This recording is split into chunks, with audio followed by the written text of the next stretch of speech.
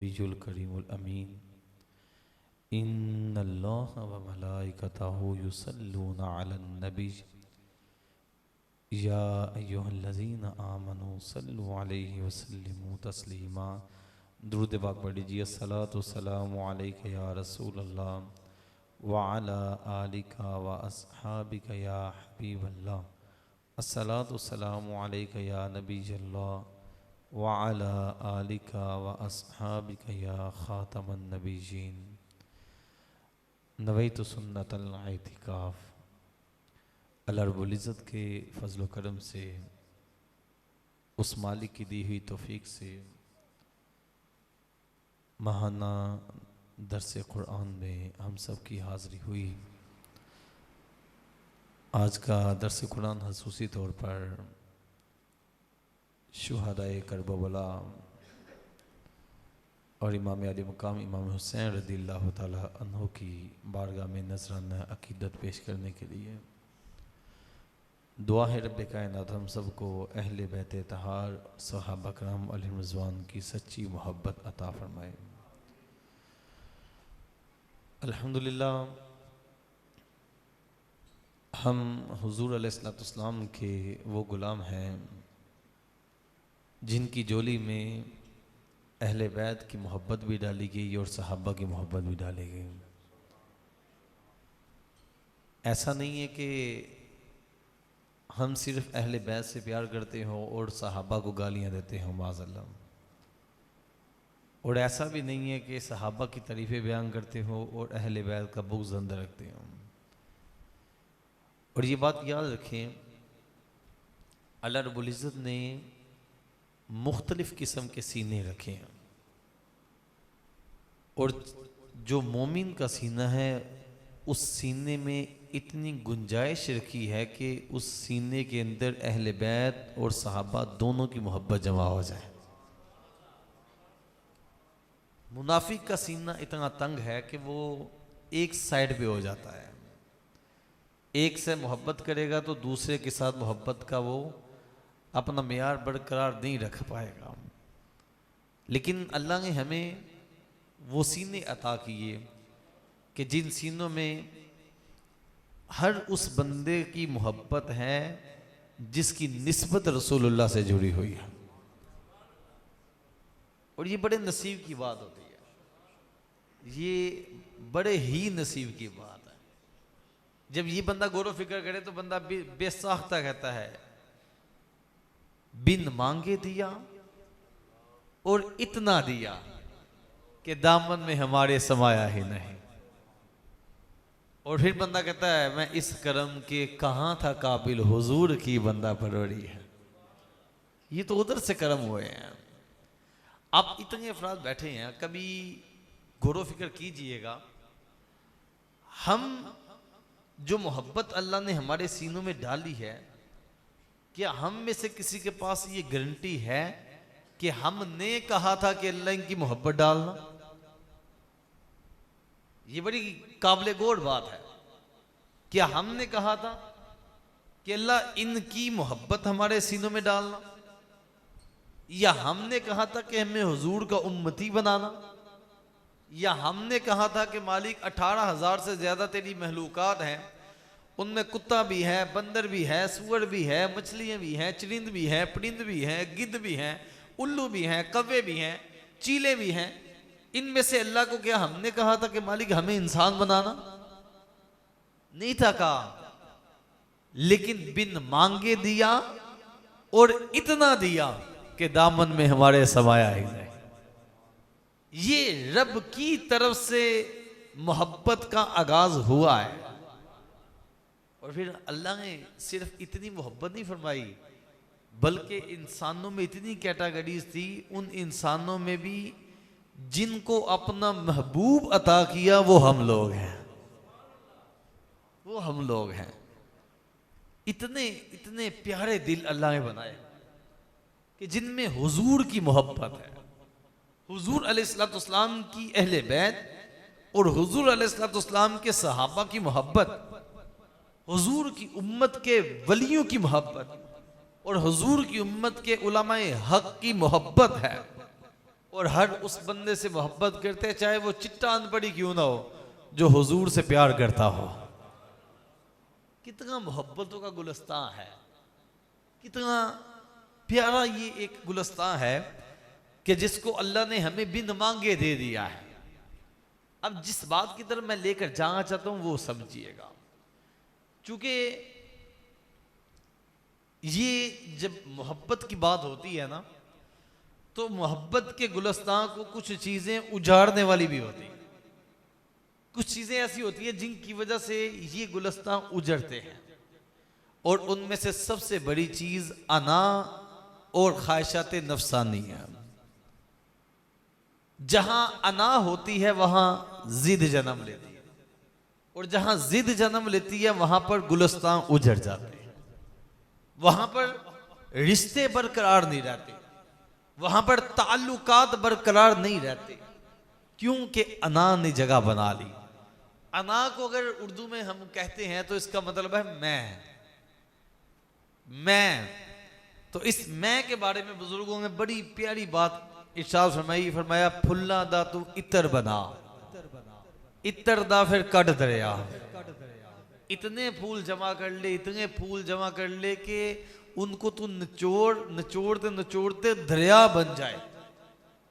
अब कितने फूल जमा करेंगे तो आप 1 लीटर उसका रस निकाल लें और इतर बना लें, कितने फूल जमा करेंगे?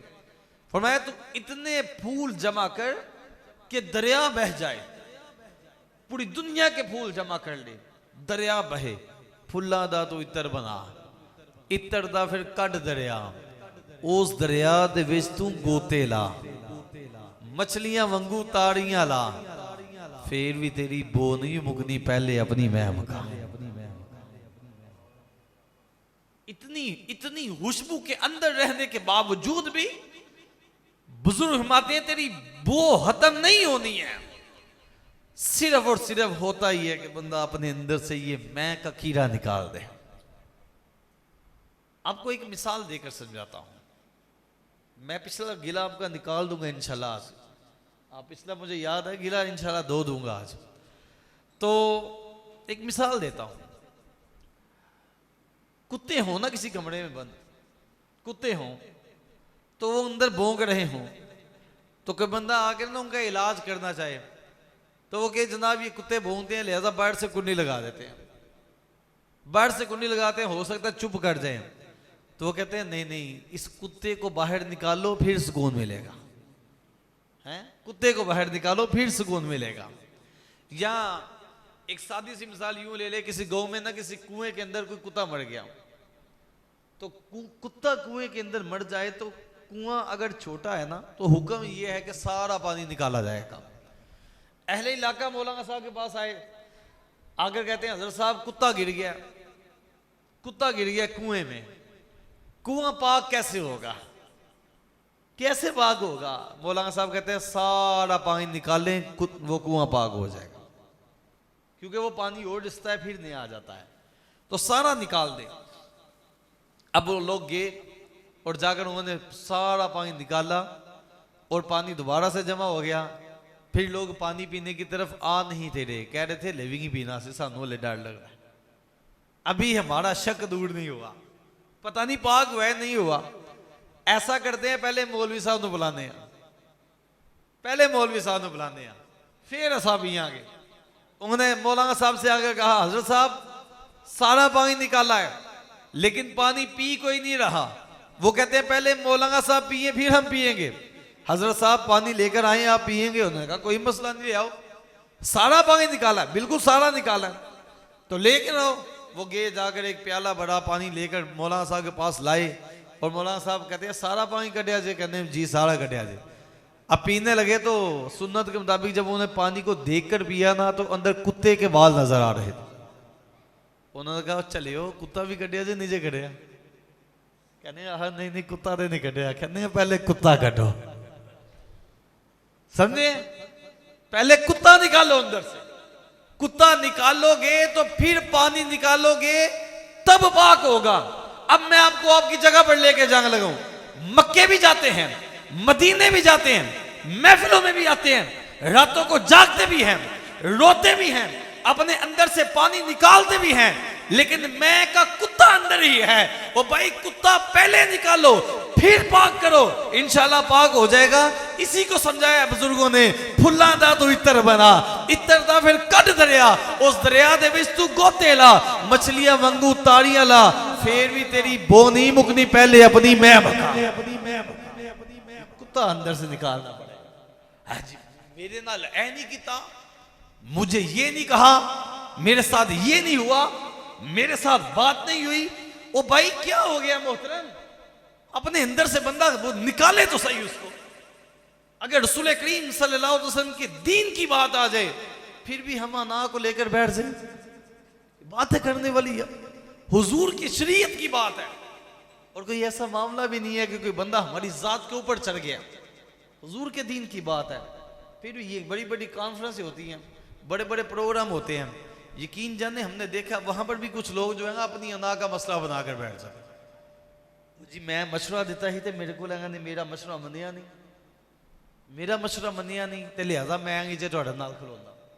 भाई तुम कौन होते हो खड़े होने वाले, ये दीन का काम है, ये होता रहना है, क्योंकि रब ने वादा किया वरफ़अना लका ज़िक्रक, महबूब हमने आपकी खातिर आपके जिक्र को बुलंदी अता की है। अब क़यामत तक के लिए रसूलुल्लाह का जिक्र तो बुलंद ही होना है। तुम अगर साथ खड़े हो जाओगे तो तेरी जात भी अल्लाह बुलंद कर देगा। सिर्फ ये मौका अल्लाह ने दिया होता है, सिर्फ मौका दिया होता है। यकीन जाने दीन का काम करने के लिए ना, और दीन की सरबुलंदी के लिए ये मेरे हाथों की वुसअत छोटी है। यकीन जाने मशरिक से मगरिब तक भी कहूं तो छोटा है, इससे बड़ा दिल रखना पड़ता है, इससे बड़ा दिल रखना पड़ता है, फिर जाके दीन का काम होता है। अब पैगाम करबला क्या है, उधर आइए। इमाम हुसैन का पैगाम क्या था, ये इतना बड़ा दिल इमाम हुसैन का था तो दीन आगे चलाया ना नजाम ना, कुर्बानी दी आपने, इतना बड़ा दिल रखे। 6 माह का बच्चा अपने हाथ में रसूलुल्लाह के दीन पर कुर्बान किया, जवान अली अकबर कुर्बान किया, जिनकी मुशाबत रसूलुल्लाह से थी, जनाब कासिम को कुर्बान किया, अपने अहले हन्ना की कुर्बानी दी, रसूलुल्लाह के सहाबा की कुर्बानी दी, सहाबा की औलाद कुर्बान की, और आखिर में अपने आप की भी कुर्बानी दी। क्यों बोला, दीन का काम करना था। वो दीन के लिए निकले थे, अना के लिए नहीं निकले थे। मद्दे मुकाबिल अना परस्त, मद्दे मुकाबिल अना परस्त। वो चाहता था कि मेरी जिद मानी जाए, किसी तरीके मेरी जिद मानी जाए। ये यजीद क्या हुजूर अलैहिस्सलाम की आल की शान को नहीं समझता था? सवाल है, जब आज इतनी 1400 साल बाद बैठकर यहाँ पढ़े ये घराना नबी की आल का है, तो बच्चा बच्चा भी झूम रहा है, मोहब्बत अहले बैत भी झूम रहे हैं, हुजूर की आल की मोहब्बत में झूम रहे हैं। तो जिन्होंने अभी आधी सदी भी थी गुजरी और सारा कुछ देखा भी था, क्या उनको नहीं था पता? क्या उनको नहीं था पता कि रसूल करीम सल्लल्लाहु अलैहि वसल्लम इनको यहां से चूमते रहे? क्या उनको नहीं था पता कि हुजूर अलैहिस्सलाम इमाम हसन को लबों से चूमते थे? क्या उन्होंने नहीं देखा था कि हुजूर अलैहिस्सलाम ने फरमाया हाज़ा इब्नी सय्यदुन, ये मेरा बेटा हसन सैयद है? क्या उनको नहीं पता था कि रसूल करीम सल्लल्लाहु अलैहि वसल्लम ने फरमाया है हुसैन मुझसे है, मैं हुसैन से हूं? क्या उनको नहीं पता था हुजूर अलैहिस्सलाम ने फरमाया ये मेरे 2 फूल हैं? क्या उनको नहीं पता था कि हुजूर अलैहिस्सलाम ने फरमाया है ये हसन और हुसैन जन्नती नौजवानों के सरदार हैं? वो जन्नत के तलबगार, सामने वाले और कलिमा पढ़ने वाले, अजाने पढ़ने वाले।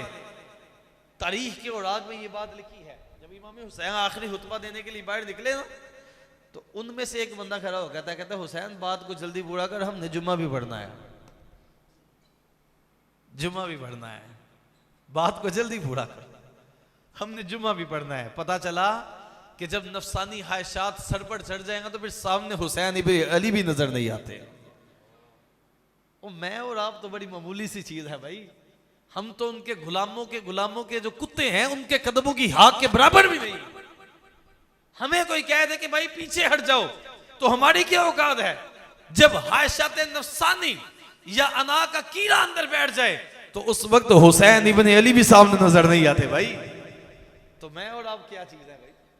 हमें इस बात को समझ लेना चाहिए। धक्के भी दिए जा सकते हैं, धक्के भी दिए जा सकते हैं, बड़ा कुछ हो सकता है। क्यों कि जब सामने वाले साहब इक़्तिदार हों और उनकी तमन्ना हो कि जब हम ही हों मोहतरम, ऐसे मामलात ना हो तो फिर मामलात आजमाइश में आ जाते हैं। दीन का काम यूं ही कुर्बानी मांगता है भाई, और आपसे वो कुर्बानी नहीं मांगी जा रही, आपसे सिर्फ ख्वाहिश की कुर्बानी मांगी जा रही।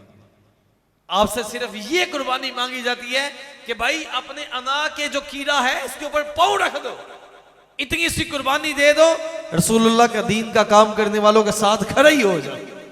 अगर नहीं कर सकते तो रास्ता तो मना रोको भाई, चल दे दो, अल्लाह ने मौका अता किया है। तो ये पैगाम है करबला का, इसको समझें। और ये यजीद एक जात तो थी, लेकिन यजीद एक किरदार बन चुका है।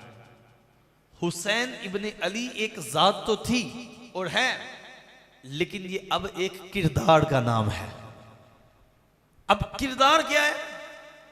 जहां पर अपने तख्त को बचाने के लिए जुल्म और ज्यादती की जाएगी, उसका नाम जो मर्जी हो, वो यजीदी लाइन में खड़ा है।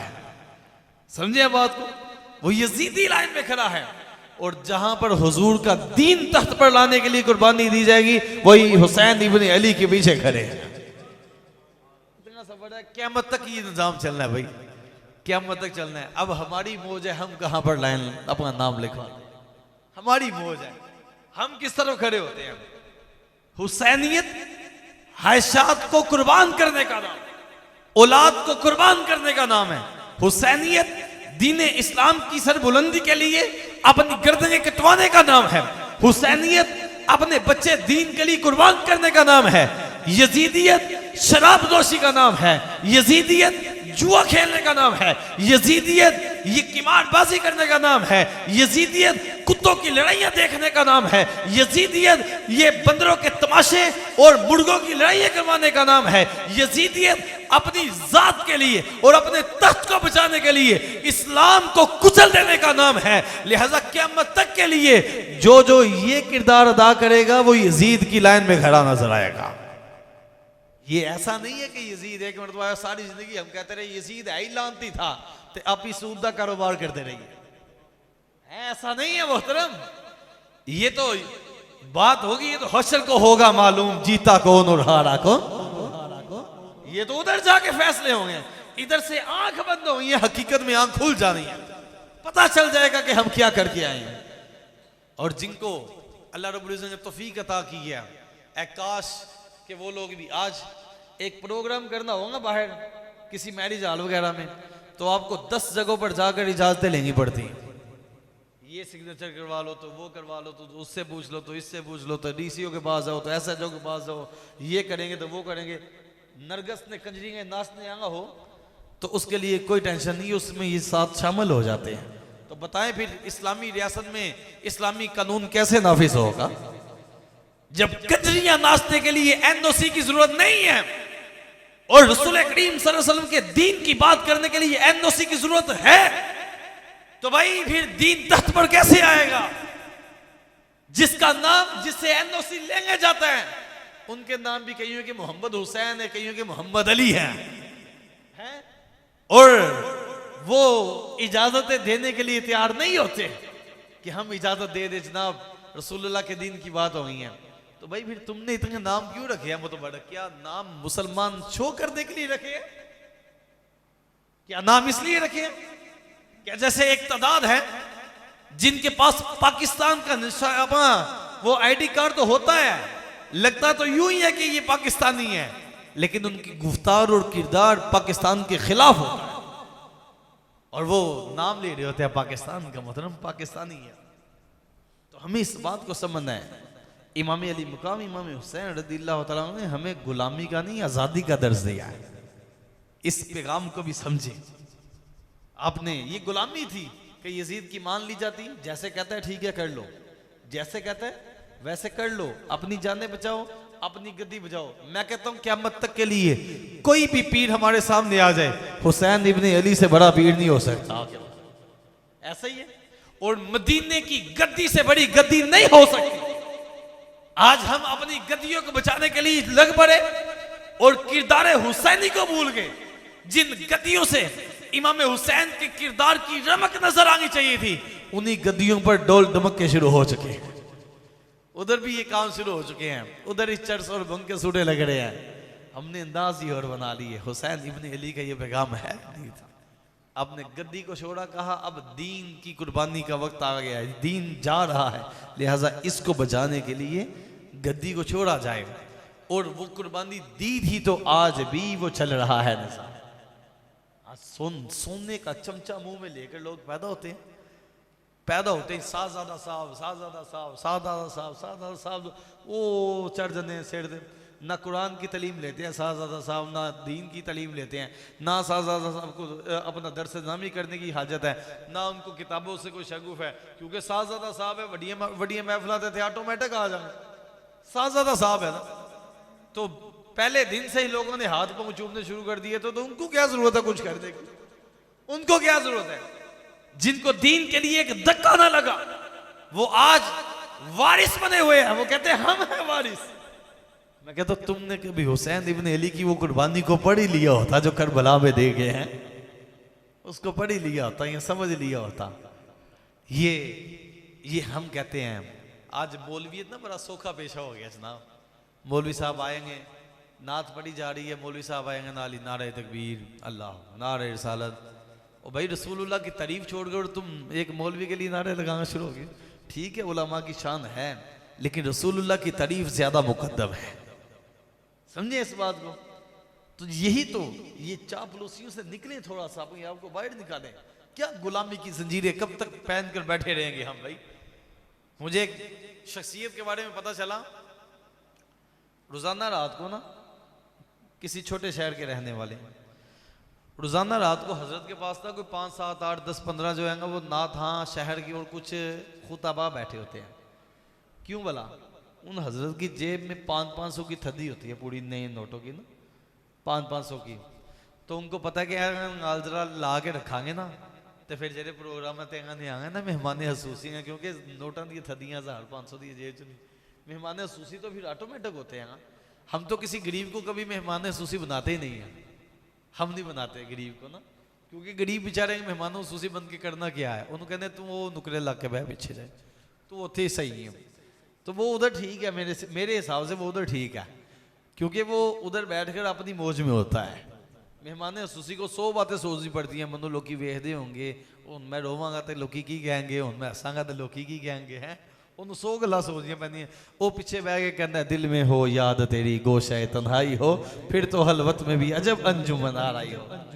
तो जनाब की जेब में 500 के नोट, तो मेहमान हसूसी खत्म पे, तो वो चापलूसी करने वाले रात को आले दुआले बैठे होते हैं। कोई प्रोग्राम आ जाएगा तो वो नाल ही कहेंगे हाजी साहब ऐसे थोड़ी नजर से, पता है इस नजर तो बाद 500 का नोट भी आ जाना है। मैं कहता फिर रसूलुल्लाह की नजर, और तुम्हें हाजी की जेब के अंदर 500 की थदियां तो नजर आई, तुम्हें उस चौधरी की जेब के अंदर 1000 के नोट तो नजर आए, ताजदार मदीना के दस्ते कुदरत में, ताजदार मदीना के मुबारक हाथों में कुल कायनात के खजाने नजर नहीं आए? तू कितना जाहिर बीन है और कितना चापलूस है।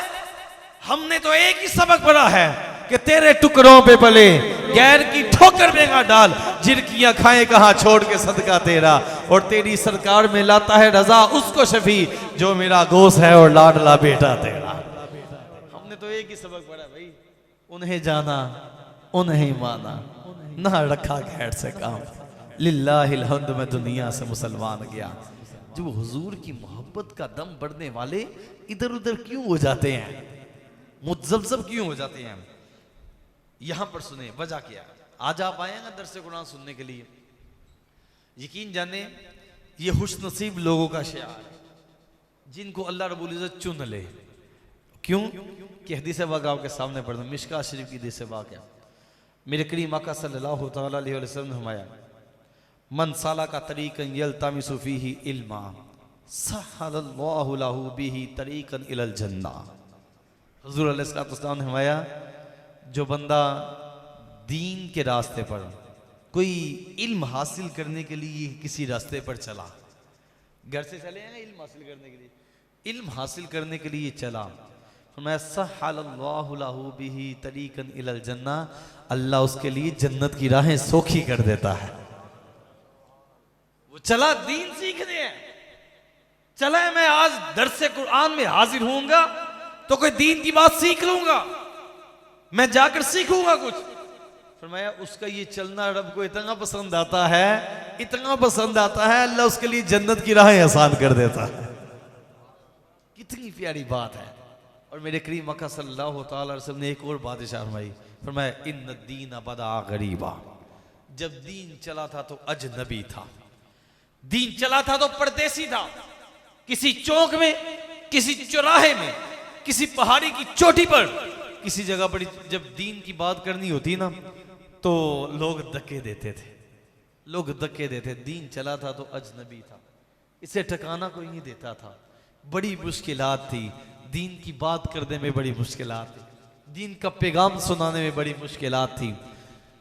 यहां तक के ये मोहल्ला हमारा ही है ना, अल्हम्दुलिल्लाह, साथ वाला मोहल्ला, उधर से इधर आप लोग इसी मोहल्ले के पास ही। आपको एक बात समझाने लगा हूं, एक मोहल्ले में रहते हैं हम, कितना प्यार मोहब्बत है आपस में। हुजूर अलैहिस्सलाम की जात जैसी जात कायनात में पैदा कोई नहीं हुई है, रब ने हुजूर जैसा बनाया कोई नहीं। इतनी खूबसूरत सूरत है मेरे हुजूर की, इतना नूरानी चेहरा, इतनी प्यारी गुफ्तार, कितने प्यारे लब हैं, कितनी प्यारी जुल्फे हैं, जिस तरफ जाते हैं खुशबू महक जाती है। ऐलाने नबूवत से पहले की बात करने लगा, हुजूर अलैहिस्सलाम को अहले अरब सादिक भी कहा करते थे, अमीन भी कहा करते थे। कहते थे सच्चे भी हैं, अमानतदार भी हैं, कभी किसी पर जुल्म नहीं किया, कभी किसी की तरफ मैली निगाह से नहीं देखा, कभी किसी को तकलीफ नहीं पहुंचाई। ये अहले अरब बुतों की पूजा करने के बावजूद हुजूर की तारीफें करते थे, ऐसे ही है। अच्छा, हुजूर अलैहिस्सलाम पहाड़ पर जलवागर हुए और फरमाया कि अगर मैं तुम्हें सारे अहले अरब को इकट्ठा कर लिए, मक्के वालों को इकट्ठा कर लिए, रिश्तेदार भी इकट्ठे हो गए, मोहल्लेदार भी इकट्ठे हो गए, कबीले वाले भी इकट्ठे हो गए, अब हक की बात होने लगी है। अब हक की बात, अब पता चलता है कौन कौन खड़ा होता है साथ। ये असल बात है समझने वाली। हुजूर अलैहिस्सलाम ने फरमाया मुझे जानते हो मैं कौन हूं? सबने कहा जानते हैं, आप सादिक भी हैं, अमीन भी हैं, आप सच्चे भी हैं, अमानतदार भी हैं, कभी आपके अंदर कोई ऐसी चीज देखे नहीं। फरमाया मेरी बातों पर यकीन करते हो? कहने लगे बिल्कुल करते हैं। फरमाया अगर मैं तुम्हें ये कहूं कि पहाड़ की चोटी के पीछे से, जहां मैं खड़ा हूं, इसके पीछे से एक लश्कर तुम पर हमला करने लगा है, मेरी बात मान लोगे? तो कहने लगे मान लेंगे, क्योंकि आपने कभी झूठ बोला ही नहीं है, आपने कभी झूठ बोला नहीं है। फिर हुजूर ने फरमाया फिर ये मानो कि मैं अल्लाह रब्बुल इज़्ज़त का आखिरी रसूल हूं, मुझे अल्लाह ने अपना नबी बनाया है, अपना रसूल बनाया है।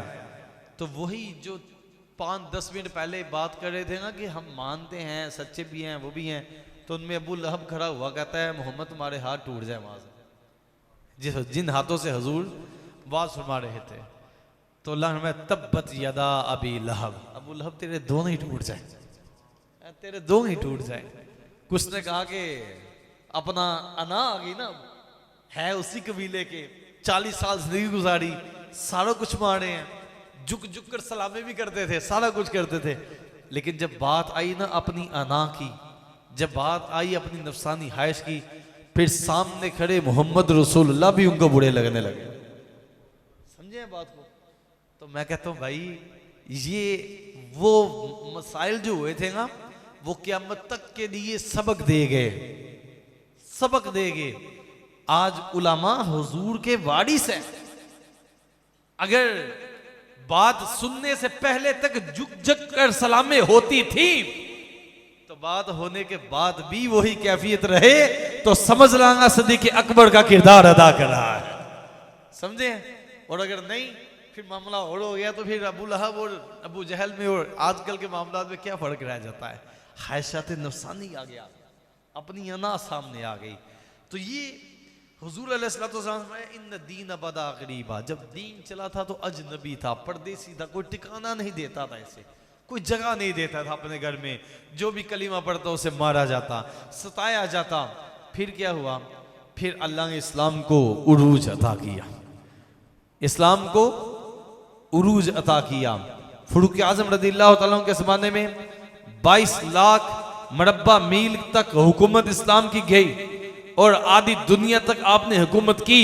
इस्लाम का परचम जो है आधी दुनिया तक लहराया।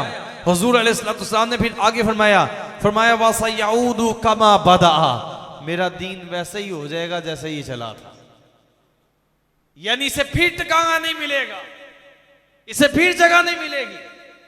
आज अल्हम्दुलिल्लाह, अच्छा अपना मिजाज है, हम तकरीबन 18 से 20 जगहों पर दरस कुरान कर रहे हैं, अल्लाह की तौफीक से, अल्लाह की तौफीक से। मकसद क्या है? हुजूर अलैहिस्सलाम की उम्मत के नौजवानों को बचा लिया जाए, किसी इनके सदके अल्लाह हमें भी बचा ले, इनको बचा लिया जाए। आजकल बड़े फितने उठ रहे हैं, बड़े मसाइल हैं, इनको कोई दीन की बात समझा कर, कोई अकीदे की बात बताकर इनको रोक लिया जाए, बचा लिया जाए, समझा लिया जाए। अब इधर समझाने का इरादा है और बंदा किसी मस्जिद में चला जाए तो यकीन जाने बहुत सारे लोगों को ये टेंशन पड़ जाती है कि पता नहीं इनका मिशन क्या है। ओ भाई, हम खुली किताब की तरह हैं, खुली किताब है कि जिस बंदे ने एक जगह बैठना ही नहीं है, ना उसे एक जगह इमामत का लालच है, ना एक जगह हताबत का लालच है, उससे करना ही चल के काम है दीन का, उसका मिशन ही दौड़ लगाना है, उसको बैठने की हाजत ही नहीं। भाई ये तो उससे बंदे को टेंशन होनी चाहिए जो कहते हैं मुझे और कोई जगह गलती में बह जावा के, मेरा तो मिशन ही नहीं। हम किसी के साथ ये मामला नहीं, हम चाहते हैं किसी तरीके लोगों का रुझान दीन की तरफ हो, इनके मसाइल और अकायद का तहफ़्फ़ुज़ हो जाए, किसी तरीके जवान बच जाए और आने वाली नस्लें बच जाए। आज अगर ये ताउन ना हो जगह जगह, जैसे यहाँ पर माशाल्लाह थपकी मिलती है, अल्हम्दुलिल्लाह थपकी मिलती है तो काम चलता है, तो थपकी मिलती है तो नौजवान आते हैं। आप कहाँ से आए हैं मोहतरम? वो अब्दुल्ला भाई मेरे ख्याल में, ये इधर के नहीं, आपके मोहल्ले के नहीं है, ये इस्लामाबाद मोहल्ले से आए, ये पाकपुरा से आए हुए हैं। वजह ये भी पाकपुरा से आए हैं, वो गोदपोड़ के पास से आए हैं। भाई क्यों आए हैं? वो कैंट से आए हुए हैं। वजह आपकी इस मस्जिद में इतनी दूर से आए हैं, वजह ये कि इनसे अर्ज किया था कि भाई आ जाना, नौजवान इकट्ठे होंगे, किसी तरीके ईमानों का तहफ़्फ़ुज़ हो जाएगा। और इन लोगों के लिए खास तौर पर हुजूर अलैहिस्सलाम ने फरमाया जो दीन सीखने के लिए किसी रास्ते पर चला, अल्लाह उनके लिए जन्नत की राहें आसान कर देता है। और भाई इनको वेलकम कहने की बजाय बंदा के चलो निकल दे वो गुनाह यूं, निकल दे वो गुनाह यूं, तो इनका कितना दिल टूटेगा भाई, इनका कितना दिल टूटेगा। हम इतना सा किरदार भी अदा ना कर सके कि हुजूर अलैहिस्सलाम की शरीयत का पैगाम आम हो और हम कहें कि जनाब ठीक है जी बंद हो। ये ऐसे होता है, कई जगहों पर वैसा हुआ है।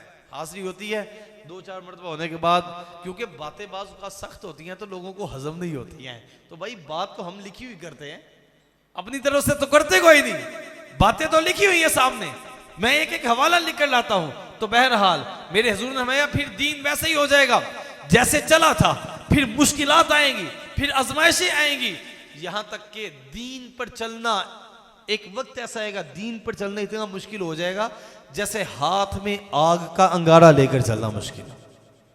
फिर मेरे हुजूर ने यहां पर एक और बात इशारा फरमाया, फतूबा लिल गुरबाई, क्या प्यारी बात है, सुभान अल्लाह। फतूबा, खुशखबरी सुना दो, खुशखबरी सुना दो उन लोगों को जो उस वक्त अजनबी मेरे दीन के साथ खड़े हो जाएंगे। आका किस बात की खुशखबरी सुना दे? फरमाया जन्नत की खुशखबरी सुना दो। कितनी ऑथेंटिकेशन है इस बात के अंदर कि मेरे नबी फरमा रहे, फरमाया जब लोग पनाह ना दे रहे हो, जब दीन की बात सुनने को राजी ना हो रहे हो, उस वक्त दीन की बात करने वाले और उसके साथ खड़े हो जाने वालों को मुझ मोहम्मद रसूलुल्लाह की तरफ से जन्नत की खुशखबरी सुना दे। मैं तो ये खुशखबरी सुनाने आया हूं आपको, जिस जिसका दिल करता है इस खुशखबरी को पाए और साथ खड़ा हो, जिस जिसका दिल करता है। तो आगे फरमाया हुमुल लजीना युस्लिहूना मा अफसदन नास मिन बादी मिन सुन्नती। हुजूर ने फरमाया वो लोग वो होंगे जो मेरे बाद सुन्नत में लोगों ने फसाद किया होगा ना, उस सुन्नत को सही कर रहे होंगे, उसको दुरुस्त कर रहे होंगे, ये वो लोग होंगे। कितनी प्यारी हदीस बाग है। और हम आज इस बात को समझे ना कि करीम आका सल्लल्लाहु अलैहि वसल्लम का पैगाम कैसा है, और करीम आका सल्लल्लाहु अलैहि वसल्लम के इन पैगामात के मुताबिक दीन पर आजमाइश तो है, मुश्किल तो है। और उन मुश्किलात में से देखिए, एक मुश्किल आपके सामने रख दूं। मुहर्रम चल रहा है, मुहर्रम का महीना है ना।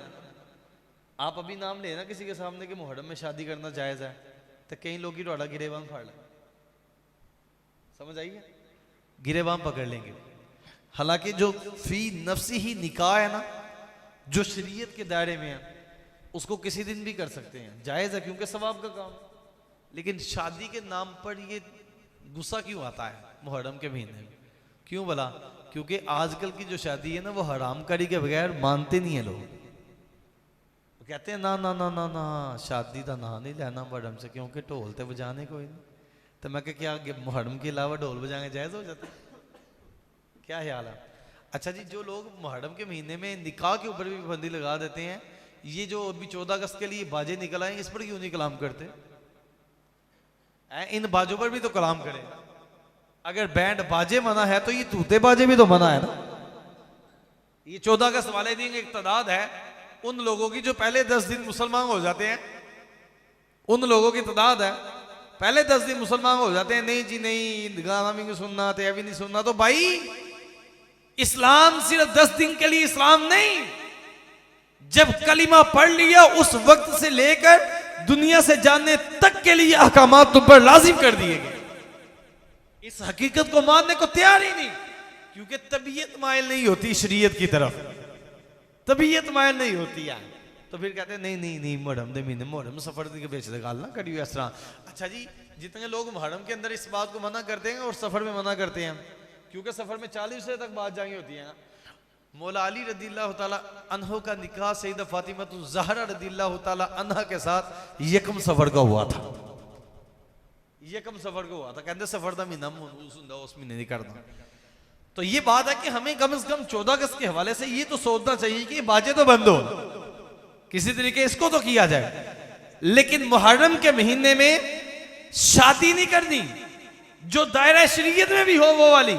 दूसरी के तो हम भी कायल नहीं हैं, लेकिन जश्न आजादी के नाम पर नाइट क्लबों के अंदर रौनकें और रोडों के ऊपर तूते बाजे लेकर निकलना और वन व्हीलिंग करना, सलंसर निकालना, बीबियों का बेपर्दा होना, मीनारे पाकिस्तान पर आकर डांस करना, ये सब कुछ खुल जाता है। और मैं कहता मौलवियों, जिन लोगों को इस बात की तकलीफ होती है, सरेआम निकलकर इस बात का ऐलान क्यों नहीं करते कि भाई ये काम मुहर्रम में भी नाजायज है और इसके अलावा भी नाजायज है? समझे? लेकिन बात यह है कि इकबाल के नफ्स से है लाला की आग तेज, ऐसे गजल सरा को चमन से निकाल दो। जेड़ा आए हैं ये गल्ला करते नु कड्डो साइड ते, वो बड़ियां ढाडियां गल्ला हो गई हैं भाई, ये बातें बड़ी ढाडी हो गई हैं। इकबाल के नफ्स से है लाला की आग तेज, तो ये तो उनका मिशन है पहले कि वो फाका कस के मौत से डरता नहीं जरा, रूहे मोहम्मदी इनके बदन से निकाल दो। मैं अगले दिन एक बाबे के पास बैठा हुआ था, मैंने पूछा बाबा जी उम्र कितनी है? कहता 90 साल। मैं क्या पाकिस्तान बनते हुए देखा है? उसकी आंखें अश्कबार हो गई। कहता पाकिस्तान मुझे कैसे भूल सकता है, उसी दिन तो मैं यतीम हुआ था, उसी दिन तो मैं यतीम हुआ था। मैं क्या दिल करता है 14 अगस्त वाले दिन तूतेबाजी लेकर निकलने को, दिल करता है वन व्हीलिंग करने को, दिल करता है। और एक और बाबा बैठा हुआ था, उसकी उम्र 82 साल थी। उनसे मैंने पूछा, मैं क्या बाबा जी आप सुनाए? कहता पुत्र मैं भी 14 अगस्त वाले दिन यतीम हुआ, मैं भी 14 अगस्त को यतीम हुआ था। मैं कहता हूं बताए जरा, आज का वो नौजवान जिसको बड़ी खुशी होती है पाकिस्तान की आजादी की, मुझे बताए इन बाबों से पूछे जाकर कि बाबा जी अब्बा जी और अम्मा जी तो उधर रह गए थे, आप पाकिस्तान आ गए थे। कईयों की बहनों की इज्जतें लुटी, कईयों की माओ की इज्जतें लुटी, कईयों की माओ और बहनों ने पाकिस्तान बचाने के लिए और अपनी इज्जतें बचाने के लिए रावी के दरिया में छलांगे लगाई। कईयों ने अपने बच्चों के गलों को गोंटा इसलिए कि मुसलमानों की इज्जतें बच जाए। मैं कहता हूं आज अगर मुसलमान गैरतमंद हो और इस्लाम का नौजवान और पाकिस्तान का नौजवान गैरतमंद हो, तो कम से कम इतना तो ख्याल कर ले कि तारीख पाकिस्तान को पढ़कर देखे देखे, रब्बे काबा की कसम उस दिन तूते बाजे बजाने को दिल नहीं करेगा, बल्कि मस्जिद में आकर शुक्राने के नवाफिल अदा करके रब की बारगाह में रोने को दिल करेगा। यही कुर्बानियां देकर सब कुछ हासिल होता है, इतनी बड़ी कुर्बानी। लेकिन हम एहसान फरामोश लोग हैं। हम तो बंदे को मानते ही उस वक्त है जब मर जाता है, हम तो मानते ही उस वक्त है। यहां मनवाने के लिए मरना पड़ता है भाई, हम मानते नहीं है जिंदगी में उसको। मर जाए तो बंदा कहते ठीक सी, सही कहता था, ऐसे ही होना चाहिए था। इसी तरह एक और बात सुने, मेरे इमाम अली मुकाम इमाम हुसैन रज़ियल्लाहु ताला के पैगामों में से, आपने कुरान की अजमत और तालीम की सरबुलंदी के लिए सर कटवाया था, ऐसा ही है। यही वजह थी कि नेज़े की नोक पर भी कुरान सुना रहे थे, और आज उन्हीं का ही मिशन लेकर हम दरसे कुरान सुना रहे हैं, उन्हीं का ही मिशन लेकर दरसे कुरान सुना रहे हैं, क्योंकि हम हुसैनी हैं, क्योंकि हम बोले जरा सारे, हम हुसैनी हैं। हम अल्हम्दुलिल्लाह वो कुरान सुना रहे थे, जाते भी कुरान पढ़ रहे और गे भी, पर्दा भी कुरान की अजमत के लिए फरमाया, शहादतें भी कुरान की हिफाजत के लिए और कुरान की तालीमात के लिए आपने पेश की, और नेज़े की नोक पर भी कुरान सुनाया, और उस नेज़े की नोक पर कुरान को सुनकर ईसाई भी कलमा पढ़ रहे थे। तो आज उन्हीं का मिशन लेकर उनके गुलाम दर्स कुरान का पैगाम लेकर आपके पास आते कि भाई ये इमाम हुसैन का पैगाम है, ये पैगाम करबला है, इसको कोई सही मानों में समझ ले। और करबला में एक और बात बता दूं, हम हकीकत को ना, लोगों का हाजमा नहीं इतना के बर्दाश्त कर जाए, हकीकत को बर्दाश्त करना। करबला वाले जितने थे, करबला में जितनी बीबियां थी, कोई बता सकता तरीके और आँख खोलकर किसी एक ने भी अपना चेहरा खोला हो किसी के सामने? सारी बापर्दा थी, ऐसा ही है, सारी बापर्दा थी। लेकिन आज उन बीबियों के नाम पर पीटने वाली या बेपर्दा क्यों हैं? सवाल है हमारा। और हम फिरका वारियत की वजह से सवाल नहीं कर रहे, हम हुसैनी होने की वजह से हमारा तकाजा है कि जो इमाम हुसैन के और करबला के नाम पर तमाशा लगाया हुआ है, और इनकी बीबियां निकलकर बेपर्दा दूसरे नौजवानों को दावत बदकारी दे रही होती हैं। इनसे सवाल है कि क्या बीबी ज़ैनब या करबला वाली ये जो थी, क्या वो बेपर्दा हुई थी? उन्होंने तो अपने पर्दे की हिफाजत की थी, और तुम सीना खोल खोल कर वीडियो बनाकर मातम करके लोगों को क्या पैगाम दे रहे हो? पता चला फिर बेपर्दा होने वाली हुसैनी नहीं है, बल्कि बापर्दा रहने वाली हुसैनी। और फिर जब गौर फिक्र करेंगे तो फिर आपको इनमें एक भी हुसैनी नजर नहीं आएगी। आप समझेंगे कि यार जो पाप पढ़ता है ना वो हुसैनी मिशन के ऊपर है, क्योंकि इमाम हुसैन ने आखिर पर जाकर अपने अहले खाना को ये पैगाम दिया था। आपने फरमाया था, मैं जा रहा हूँ इस्लाम की सरबुलंदी के लिए, मेरे बाद सीना को भी ना करना, मातम ना करना, सीने पर हाथ ना फेरना, और बेपर्दा ना हो जाना, बेपर्दा ना हो जाना।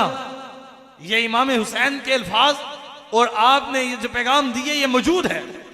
आप इस बात की तालीम दे रहे हैं, लेकिन आज वो अंदाज छोड़ गए हम।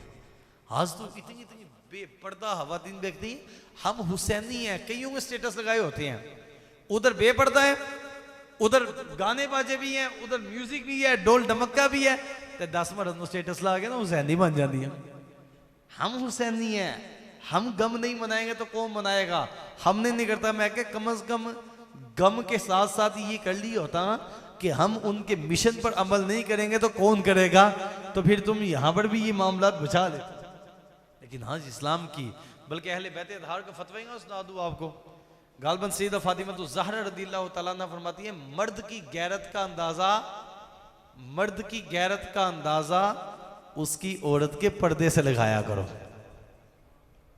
औरत जितनी बापर्दा होगी ना, मर्द उतना ही गैरत वाला होगा, जितनी बेपर्दा होगी उतना ही बेगैरत होगा।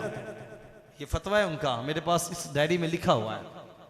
और हमें इन लोगों ने आज तक इन्हीं मामलात में उलझाए रखा कि जी ये करना है तो वो करना है, बस ठीक है स्पीड लगा लो तो ये कर लो, भाई पैगाम को समझो।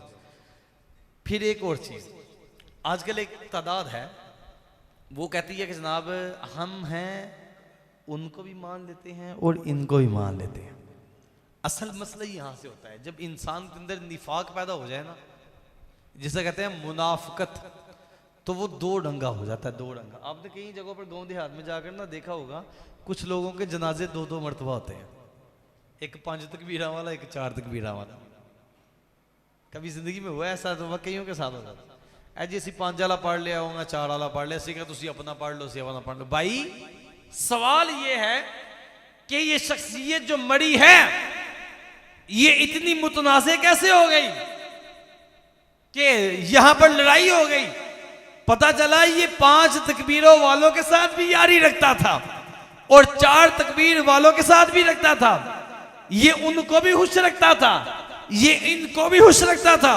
ये कहता था वो भी मुझसे नाराज ना हो, ये भी नाराज ना हो। तो आइए मौला अली का फतवा सुनाता हूं। मौला अली फरमाते हैं, जिससे सारे राजी हो पक्का मुनाफिक है। सारे राजी हैं जनाब, फरमाया पक्का मुनाफिक है। उससे उसने हक की बात की नहीं है कभी। और सदीक अकबर के गुस्ताखों के साथ भी बैठ जाता है और मौला अली के गुस्ताखों के साथ भी बैठ जाता है, उधर भी गठजोड़ कर लेता है। कहता है नहीं नहीं नहीं, वहदत होनी चाहिए, वहदत होनी चाहिए। और मैं कह वहदत इस तरह होगी कि जैसे इमाम हुसैन ने वहदत करके दिखाई है, अपन सिक्का बनवाया इमाम हुसैन ने। तो ये इतना मुतनाज़े होकर ना मरे कि मरने के बाद मैयत के ऊपर भी तनाज़े और लोग लानत भेज सकें कि लानत है इस मरने वाले पर जिसने आज तक अपना ईमान ही सही तरह जाहिर नहीं कर सका लोगों के साथ। इस मैयत पर लोग लानत भेजे कि भाई इसने, मुझे बताएं ये गाजी मुमताज हुसैन कादरी साहब के जनाजे पर क्यों तनाज़ा नहीं हुआ? लोगों ने आकर ये क्यों नहीं कहा कि जनाब चलो उसी 5 वाला पढ़ लेने तो उसी 4 वाला पढ़? क्योंकि उनको पता था ये वो है जो कहता है या रसूल अल्लाह तेरे चाहने वालों की खैर। ये वो है, उनको पता था ये वो है, इसलिए कोई आया नहीं, आगे बढ़ा नहीं है। सिर्फ वही थे जिनके वो थे। तो इसलिए मजबूत बनकर रहे, मजबूत बनकर रहे। और आखिर पर मौला अली का एक फरमान सुना दूं। मौला अली रज़ियल्लाहु अन्हु फरमाते हैं, सबसे बड़ी खयानत, सबसे बड़ी खयानत कौम से गद्दारी है। सबसे बड़ी खयानत कौम के साथ गद्दारी है। आज गद्दारी किस किस तरह हो रही है वो मैं आपको बता दूं। एक गद्दारी ये होती है कि कौम को सही बात ना बताई जाए, समझ आइए, कौम को सही बात है ना बताई जाए। और दूसरी गद्दारी इस तरह होती है, सही बात बताने के मौके फराहम ना किए जाएं, रुकावट डाल दी जाए। ये भी गद्दारी है। मौका तो बन रहा था भाई, मदद कर देते साथ, खुद नहीं कर सकते, किसी को कह देते भाई कर रहा है, तो ये भी गद्दारी कौम के साथ। तीसरे नंबर पर कहना कुछ और करना कुछ, ये भी गद्दारी है।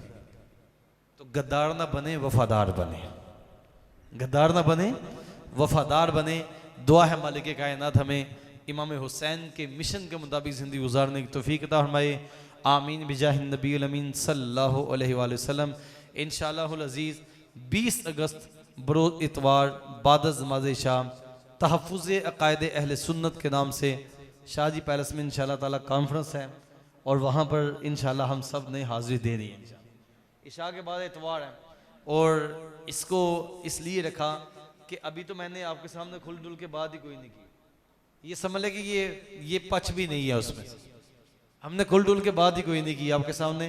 तो वहाँ पर आपके सामने खुल डुल के बात होगी कि इस वक्त अकायद के ऊपर किस किस चोर दरवाजे से हमले हो रहे हैं, किस किस तरह हमारे ईमान और अकायद के ऊपर वारदातें हो रही हैं और हमने अपने आप को सिक्योर कैसे करना है, हमने बचना कैसे है। भाई उस वक्त तक बचेंगे कैसे जब तक आपको दुश्मन का पता ही नहीं होगा। दुश्मन बगल में बैठा हो, दुश्मन साथ रोटी खा रहा हो तो आपको पता ही ना हो, तो कैसे बचेंगे आप। तो इंशाल्लाह कॉन्फ्रेंस में अपने साथ दावत देकर, अकेले नहीं, अपने साथ दावत देकर कोशिश करें। जो आपके समझदार बच्चे हो गए हैं, जिनको कुछ समझ आ गई है, इनको भी साथ लाएं, अपने दोस्तों को भी दावत दें। और 20 अगस्त को पहले ही कोई मसरूफियत है तो निकाल ले टाइम। 20 अगस्त को इंशाल्लाह ज़रूर कोशिश करूँगा मैं भी 1 नंबर गली वाली मस्जिद में नमाज अदा करें और साथ इंशाल्लाह उधर हाज़िरी हो। अल्हम्दुलिल्लाह ये प्यारे प्यारे सनाहा वहाँ होंगे इंशाल्लाह, इनसे नाते भी सुनेंगे। और उसके बाद जो पैगाम है इमाम अहमद रज़ा का वो इंशाल्लाह भरपूर तरीके से आप तक पहुँचाएँगे। दुआ है कि अल्लाह रब्बुल इज़्ज़त हमें दोनों जहां की भलाइयाँ और बरकतें अता फरमाए। आमीन बिजाहिन नबील अमीन सल्लल्लाहु अलैहि वसल्लम।